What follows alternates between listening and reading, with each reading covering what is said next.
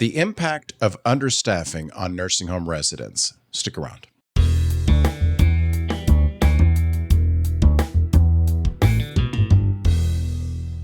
Hey out there, welcome back to the Nursing Home Abuse Podcast. My name is Rob. I will be your host for this episode. In this episode, we are going to be talking about a recent report published by the National Consumer Voice for Quality Long-Term Care about understaffing and its effect on the quality of life of nursing home residents all across the country.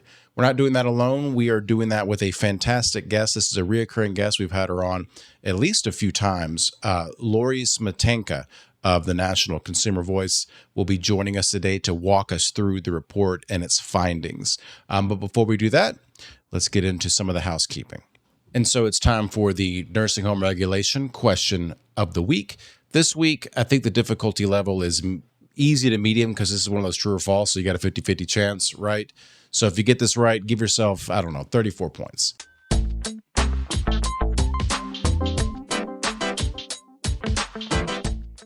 True or false? Under 42 USC 483.20b2, the definition of a significant change in condition includes a major decline or improvement in the resident status that will not normally resolve itself without further intervention, affects more than one area of the resident's health status, and requires a care plan review. True or false?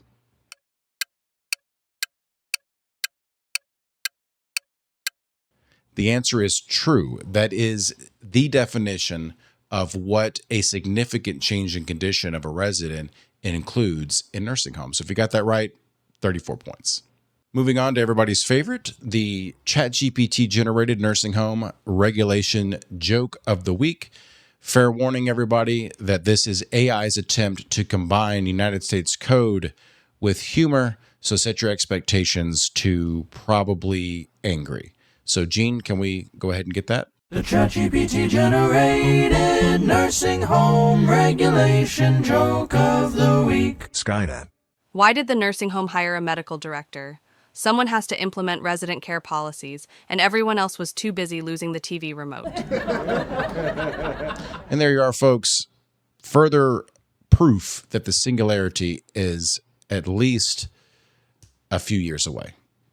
Well, as we mentioned at the top of the show, we are going to be talking about a particular report based on a study done by the National Consumer Voice for Quality Long-Term Care about understaffing and its effects on the residents of nursing homes everywhere. But we're not doing that alone. We're going to have the executive director of the National Consumer Voice on with us today, and that is none other than Lori Smetanka. She's, as I mentioned, the executive director, is a prominent advocate for long-term care consumers. With vast expertise in nursing home and long-term care policy, she testifies before Congress and collaborates with federal agencies. Previously, she directed the National Long-Term Care Ombudsman Resource Center for 12 years. Lori's dedication to advocating for individuals receiving long-term care services is widely recognized nationally, and it's at least recognized on this show. And so we're so happy to have her back. Lori, welcome to the show. Great to be here. So nice to see you, and thanks for having me. All right. We were just talking about this right before we hit record, but the last time you were on the show, we were still doing telephone calls. Like that was how, you got to call in and we don't see each other. So this is a welcome change, and I'm glad to have you back. Well, thanks to be here.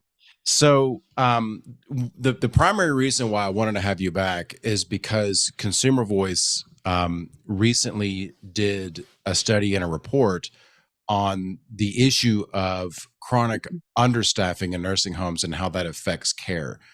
And so I just wanted to kind of ask you first, can you give us a brief overview of what the National Consumer Voice is, and then talk about when the study was done, who did the report, just the basics of it, and then we'll get into the substance.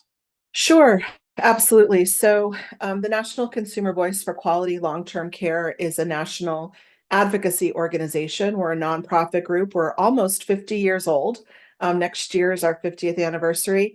And we work to improve quality care, quality of life, and protection of rights for people that receive long-term care and services. A lot of our work focuses on nursing homes and assisted living. We work with and on behalf of the people who receive services and care in those facilities. We work to empower them so that they can self-advocate, help them understand what their rights are, where they can get information.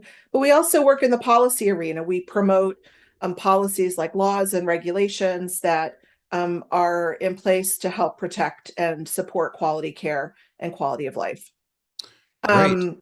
And you guys have, not to interrupt you, but I always seem Mhm. to interrupt everybody, but you have a fantastic annual conference, and I've been to that I think once or twice, and it's a really great conference to learn and to meet people and to meet the advocates. It's wonderful. Can you kind of just really briefly talk about that as well?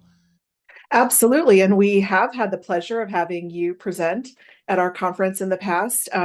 It is a time when we have advocates from all over the country come together and learn about the hot topics of the day, learn about advocacy strategies, not only from national and state experts, but also from each other, where they can share best practices and get energized from their peers from around the country. This year, our conference actually is going to be in San Francisco.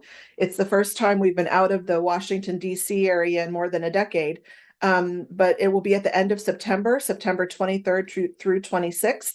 And we are planning a fantastic program and hope that your listeners will want to join us, and hope you will as well. Absolutely, and I'll we'll have a link to that landing page if you want to learn more about the Consumer Voice Conference in our show notes. And I really strongly recommend, if you haven't been before, to go check it out.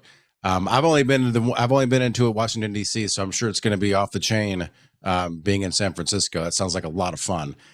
People are excited. Yep. Yeah. Okay, so let's kind of dive into the report. I'll just give you the floor on that. Sure. Thanks so much.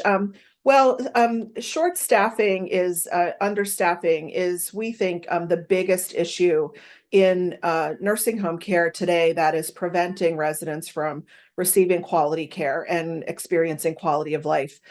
It is the one primary thing that overarchingly affects the level of quality that people receive. It affects the outcomes that people have.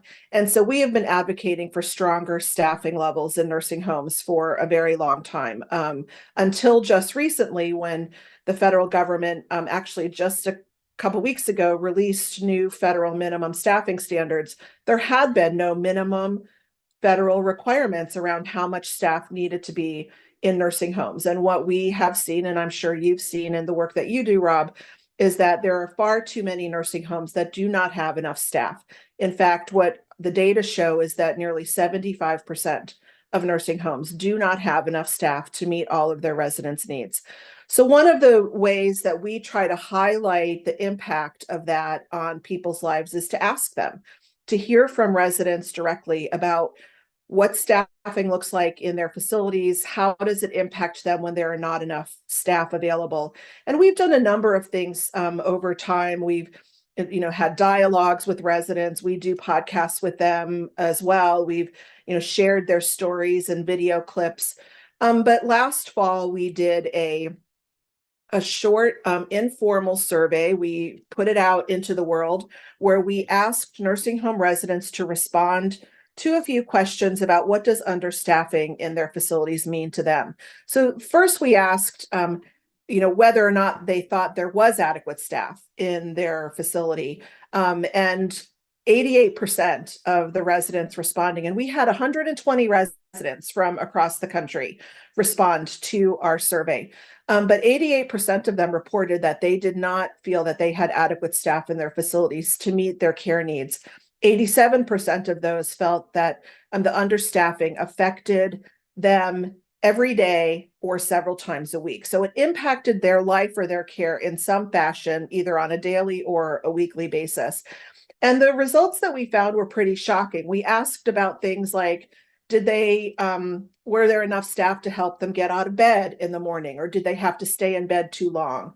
How did it affect their meals? How did it affect their medications? Did it affect their ability to participate in activities? Did it affect their showering, for example? So we asked about, things that we all take for granted on a daily basis, in terms of things that are important to us and how we live our daily lives. And some of the results, were pretty shocking. Not only did 88% of them say there wasn't enough staff, 72% of them said that they have to wait to get out of bed in the morning. In fact, we had a number of people who wrote in comments that said, I haven't been out of bed in 3 days. We've had residents say, I'm only allowed to get out of bed 3 times a week, because there are not enough staff to get me out. We had a number of them say that more than almost 75% of them said they miss activities because there's not staff to help them participate. So that means they can't, go to participate in activities. They can't even sometimes go to doctor's appointments because there aren't people to get them ready. Almost 60% of them said they're not being given their medications on time. And so they're living in pain for longer than they should be, and their medications are late, which is impacting their health and well-being. And 74% of them said that either they or someone they knew in their facility had been neglected or hurt because of understaffing. Those are just really outrageous numbers, and it really highlighted, the impact that staffing does have on everyday life. How was the survey conducted? Like, you say these are mailers? Like, how did you acquire the information from these residents? So we put it out electronically, Hmm. actually. Increasingly, there are residents that do have access to computers that participate on social media. We have a number of residents that engage with us and are part of our database and our mailing list, that have participated on webinars with us. And we did ask some specific questions in order to ensure that it was residents that were responding, not people responding on their behalf, Sure. because we wanted residents to respond. And so we did get 120 people. We put it out on through eBlasts and asked ombudsman to share it with residents, and sent it to the people that we connect with as well. I mean, that's some amazing statistics. I mean, it's like Mhm. overwhelming dissatisfaction. And that's just among A, the residents that responded, but B, residents that would be able to respond, right? So like Exactly. who knows what the statistics would show if you were actually able to, through the resources, through more resources, to survey a larger statistical population, what that would look like. I'm assuming it had to be much worse. So what do you, obviously the one of the purposes of the report is to understand the perspective of the resident, right? But now what? Like what are we doing with that data? So, we did this because, we have been for, as I mentioned, for years, but specifically over the last year and a half, we've been in a real battle to get these federal rules in place that would require minimum staffing Mhm. standards.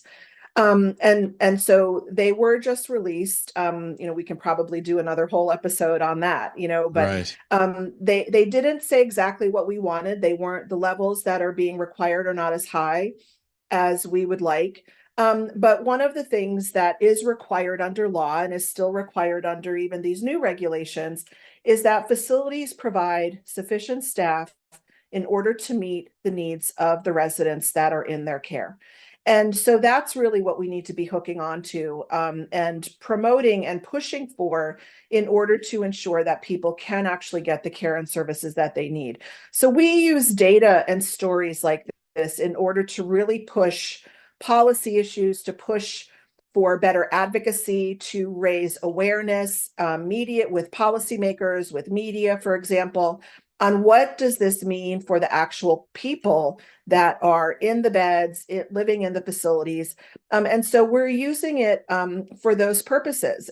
We want residents and families to use this too, to do advocacy in their facilities, and to really push the licensing agencies to enforce understaffing, because that's not happening as much as possible, but also to, again, raise their own stories about what understaffing means for them, so that we can, push for better policies and push for better enforcement, and hopefully ultimately achieve quality care for all residents.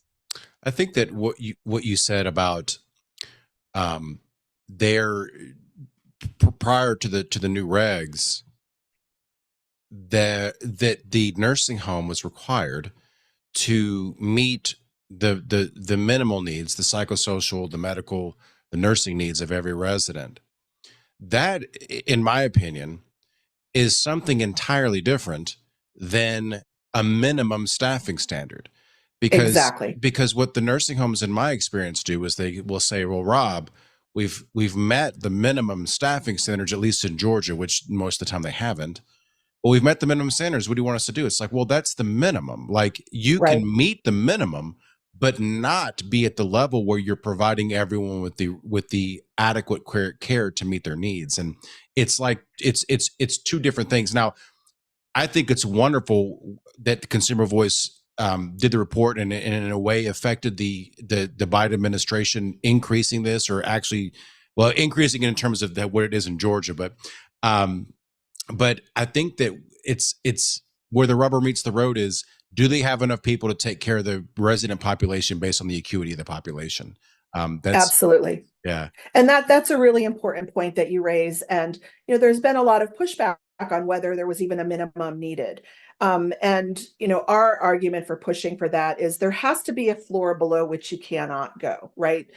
Because we see too many nursing homes that without better guidance and criteria just bottom out, and they're not providing anywhere near what is necessary. And we don't believe that what's the numbers that were put in effect are high enough for most residents. And so it is an opportunity to really hook in more into what does that necessary staff mean? What do those acuity numbers look like? And how can we promote better staffing based on acuity? So you're absolutely right. There are two different things, and we need to be really focused on making sure there's sufficient staff. And I think the report helps in a little bit of that way, because it helps people focus in on what are some of the things that really do affect not only quality of care, but a person's quality of life and their daily life, and what kind of staff is necessary for that. And to me, that's a really important point. Number one is that your report puts things in story form, and that's a way for most people to really intake information. Is, oh, I mean, it's one thing to say that 60% of people, you know, maybe get a pressure injury or whatever. Like, these are things that can sometimes be abstract, but when it's like, in their own words, you're hearing, whenever I don't get my pain medication at this AM round, my arm hurts, right? Like, Right. that really puts the things in your mind. Like, you can really envision that. This is going to seem like an insane question, but have you received any type of feedback from the industry? Like, has the industry been like, this survey is no good, like it's not right, like, blah blah blah? Like, has there, to your knowledge, been any pushback with what y'all have done? Not on this survey. We have not. And when we raise resident experiences, you can't argue with what a person's experience is, right? And the industry has not challenged us on the resident stories that we've been raising, and I think that that's been one of the things that we've really tried to highlight, because when they talk about the barriers for them to hire more staff, they talk about lack of money, and they talk about lack of people to hire, and all of those things. But the bottom line is, we really, certainly, we are addressing those issues in different ways, and we can talk about that if you'd like. But the bottom line is, a nursing home, when it accepts Medicare and Medicaid dollars, when it accepts a person for which they say they're going to provide care for under contract or through certification levels, whatever, they agree to meet certain standards. They agree that they're going to meet the federal standards to provide the care and services that that person needs. And if they can't, then that is a big problem. Right. They're being paid for the ability to provide those services to those individuals. And when you have 88% of people saying that there are not enough staff to meet their daily needs, when people are telling you they're not being gotten out of bed, when their food arrives cold and sits there for a half an hour because there's no one to help feed them, when they're not being showered because there aren't enough staff. Those are, regular things we hear on an ongoing basis. It really makes you wonder not only where is the money spent, that we all of us are paying into the system, but it really does, question the ability of these facilities and what they're doing and how they're spending their money. And the focus needs to be on the people that they're caring for. That needs to be the focus. And that's something that I think is forgotten, and especially by me, because I was going to ask this question before, but I forgot it. But what this report does is, as you mentioned, is re-emphasize that it's not just about someone being physically injured because there's not enough staff, whether two people should have done a transfer and only one, and therefore there was a fall, or somebody didn't get their medication and therefore suffered some type of injury. This report really highlights that that's not the only injury that you get at a nursing home. Right. Dignity and respect, and not getting dignity and respect, those are also injuries. These are things that should not be happening to people. So there's more than likely a group of people out there that hear, well, the resident doesn't get out of bed on time. So what? Right. That is a dignity issue. That's a respect issue. And as you mentioned, if they're taking CMS dollars, they are required to meet not just the physical needs and making sure they don't drop the people or give them pressure injuries, but Right. to meet their psychosocial and dignity and respect needs as well. Like it's if you're going to take the resident, you protect them from all those things. Exactly. And, there's a big difference from saying, well, I had to wait an extra 15, 20 minutes, maybe even an hour, to get out of bed this morning because staff were running behind. They got caught up with another resident providing care. I didn't get up at 6 o'clock like I had to wait, a little bit longer. It's another thing to say, I'm only allowed to get out of bed 3 days a week because there are not enough staff to help me get out of bed. Right. That's a completely different thing. That means that during those other days, I mean, that person is at risk for not only quality of life issues in terms of not being able to participate in activities and interact with friends and other people and, do the things that she wants to do. But it also means that she's at risk for health issues from sitting in bed all day, like, pressure ulcers and pneumonia and, all of the other things that could be affecting her from, laying in bed on an ongoing basis. So there are a lot of effects, that we hear from the lack of care that's being provided and the stories that are being provided, including the lack of dignity issues. And, so many residents that we talk to, the very first thing that comes out of their mouth when we ask them about, how do they want to be treated? What does the lack of care mean to them?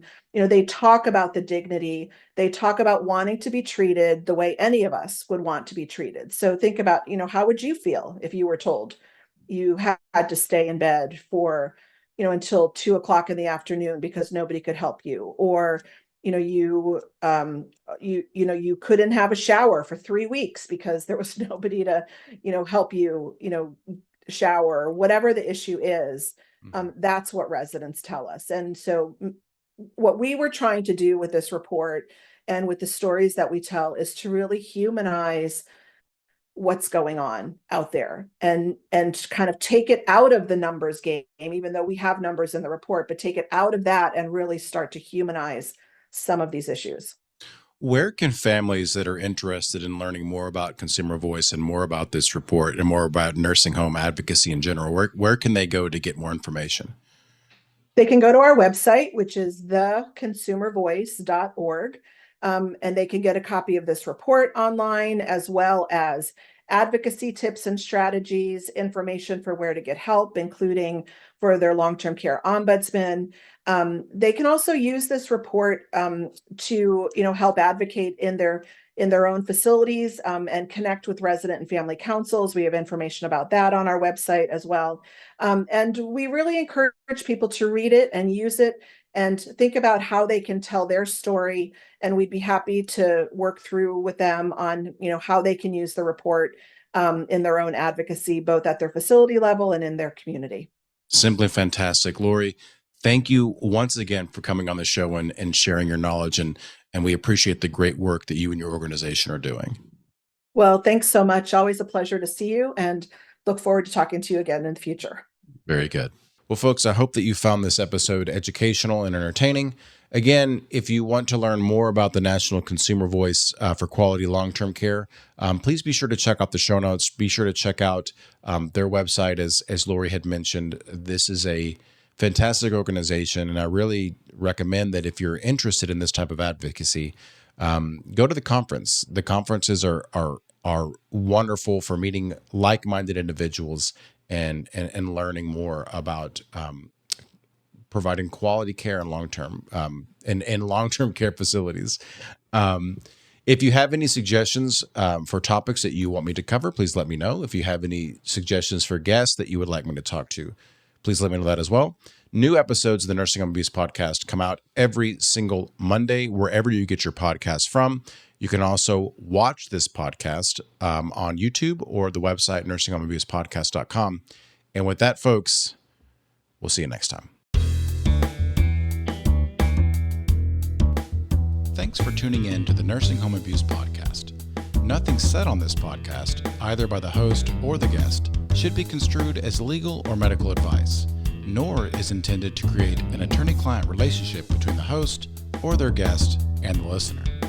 New episodes for now are available every other Monday on Spotify, Apple Podcasts, or on your favorite podcast app, as well as on YouTube and our website, nursinghomeabusepodcast.com.